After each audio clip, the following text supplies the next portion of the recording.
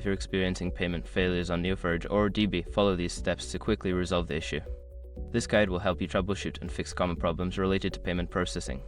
Step 1. Check payment method. Verify that your payment method is valid and has sufficient funds. Ensure that the credit card or payment account you are using has not expired and is accepted by Neo4j. Step 2. Review billing information. Don't continue before doing this. A lot of online accounts end up exposed in breaches without people even realizing it. Use SROC to constantly monitor your email and accounts and get alerted immediately if your information gets leaked online. It scans billions of breach records 24/7 in the background. And honestly, for a few dollars a month, it's something everybody should probably have. Link in the description. Step 3. Contact your bank. Sometimes banks may block transactions for security reasons. Contact your bank or credit card provider to ensure that they are not blocking the payment to Neo4j. Step 4. Try a different payment method. If the issue persists, consider using a different payment method. This could involve switching to another credit card or using an alternative payment service that Neo4j accepts.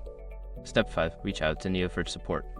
If none of the above steps resolve the issue, contact Neo4j support for assistance.